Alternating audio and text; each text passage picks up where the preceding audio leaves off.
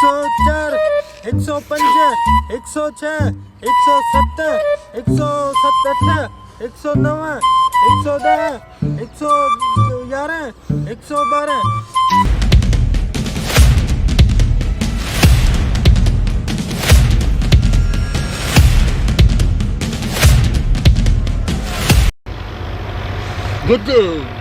गजरा चाहे बगलन में धक्का दई दादी लखना लत थई मरंदा ये मरंदा ये ने बगलन जी धप में मरंदा। हाँ गुजर गुजर गुजर गुजर गुजर गुजर बुजर बुजर बुजर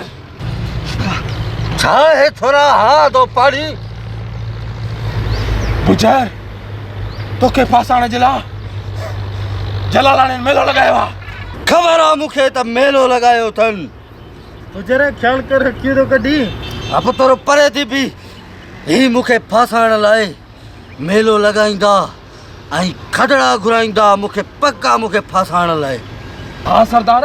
उन्होंने इलाही सारा खदड़ा घुरायन सखर माप घुराया थन आई पकोड़े जा दुकान पे लगाया थन। हाँ हाँ वो त किशमिश भी हूंदी हाँ सरदार किशमिश पाए वो चहर करा खड़ी जो छोकरन के मोकल पर 200 रुपया पाए किशमिश सरदार पंहिंजे लाइ पैसा लॻंदा ई कोन हुननि खे ॿुधायो तव्हां त गुजर जो पावर छा आहे तव्हां बाक़ाइदे ॿुधाए अचो वञी पकोड़ा बि खणी अचो ऐं जेका शइ खाइण जी हुजे मक़सदु सभु खणी अचो। वो रूपा खदड़ो को नहीं मोर यारो वो भी घुराया थन सरदार हाँ हाँ कॾहिं दस छो सुबह रात काएं बजे 12 बजे सरदार बस ॿुधाए छॾ पंहिंजे हमराहनि खे त गुजर सुभाणे पंहिंजे टोले सां मेले में लहंदो। सरदार पर ख्याल सां तुंहिंजे फासाण जे लाइ हुन वॾो ॼार विछायो आहे चपे चपे ते पुलिस बीहारे छॾी अथनि। पोइ पाण तंबू जे पोयां हलंदासीं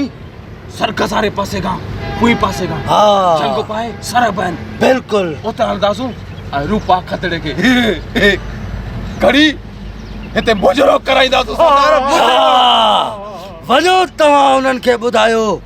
त सरदार गुजर जी सिसीअ में साह आहे सुभाणे मेले में ईंदो पर तंबू जे पोएं पासे खां ईंदो।